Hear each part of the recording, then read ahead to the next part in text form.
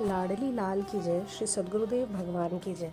आज हम सुनेंगे भक्त श्री सोझा जी की कथा। जगत की असारता, सांसारिक सुख, भोगों के मिथ्यात्व, श्री हरि भजन की सत्यता का सम्यक बोध होने पर श्री सोझा जी के मन में तीव्र वैराग्य का समुदय हुआ। इन्होंने अपनी पत्नी के समक्ष अपने गृह त्याग का प्रस्ताव रखा। साध्वी पत्नी ने पति के परमार्थ मार्ग में व्यवधान डालना उचित नहीं समझा। उसने सहर्ष इनके प्रस्ताव का समर्थन किया, साथ ही स्वयं भी पति के साथ में चलने का प्रस्ताव रखा। इन्होंने कहा, यदि सचमुच तुम्हारे हृदय से सब प्रकार की आसक्तियां दूर हो गई हों तो तुम भी सहर्ष मेरे साथ चल सकती हो।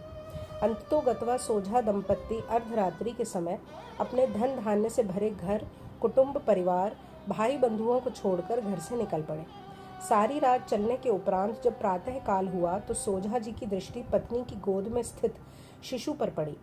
बात यह थी कि इनकी पत्नी ने पति प्रेम एवं श्री भगवद अनुराग में सब कुछ तो सहज में छोड़ दिया, परंतु वह अपने 10 महीने के नवजात शिशु को छोड़ने में समर्थ नहीं हो सकी। अतः उसे उसने गोद में ले लिया था। श्री सोझा जी को ये बात नहीं मालूम थी। जब उन्होंने पत्नी की गोद में पुत्र को देखा तो बड़े नाराज हुए और पत्नी से बोले, अभी तुम्हारे मन में संसार के प्रति बहुत राग है। यदि तुम मेरे साथ चलना चाहती हो तो इस शिशु को यहीं छोड़ दो। पत्नी ने आर्त स्वर से कहा कि यहाँ इस बालक का लालन पालन कौन करेगा। सोझा जी ने पृथ्वी पर रेंगते हुए जीव जाल को दिखाकर कहा, जो इनका पालक है वही इस बालक का भी पालन करने वाला होगा। पति की आज्ञा का पालन करती हुई पत्नी ने बालक को वहीं छोड़ दिया। दोनों आगे बढ़े। उधर परिवार के लोगों ने इनकी खोज प्रारंभ की तो ये तो मिले नहीं, हाँ इनका बालक मिल गया। लोग बालक को उठाकर ले गए। आगे चलकर वह बालक उस नगर का राजा हुआ। सोझा दंपत्ति को चलते चलते पूरा दिन भी व्यतीत हो गया, परंतु अभी तक खाने को कुछ नहीं मिला था। श्री सोझा जी ने विचार किया कि भगवान तो बड़े भक्तवत्सल हैं, परंतु हम लोगों को अब तक भोजन नहीं मिला। इसका क्या कारण है? कहीं मेरी निर्भरता में तो कुछ कमी नहीं है, अथवा मेरी पत्नी ने तो कुछ नहीं लुका छिपा रखा है। अपने हृदय को टटोला तो इन्हें अपनी अनन्यता में कोई कसर नहीं दिखाई पड़ी। तब इन्हें पत्नी पर संदेह हुआ।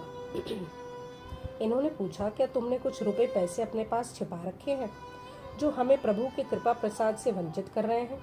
पत्नी ने सकुचाकर एक मोहर निकालकर पति को दिखाया। श्री सोझा जी ने कहा कि तत्काल इसे फेंको एवं और जो कुछ भी तुम्हारे पास हो उसे भी शीघ्र फेंको।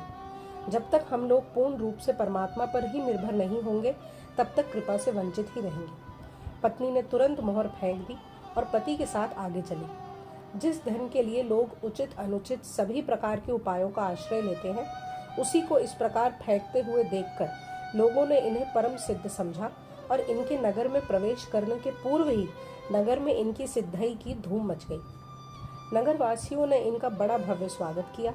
कुछ दिन तक उस नगर में निवास करने के उपरांत ये श्री द्वारकापुरी को प्रस्थान किए।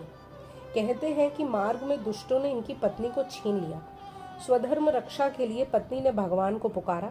भगवान के आदेश से श्री हनुमान जी ने प्रकट होकर दुष्टों को दंड देकर इनकी पत्नी को इनके पास पहुंचा दिया। साथ ही आकाशवाणी द्वारा पत्नी की पवित्रता को भी प्रमाणित कर दिया।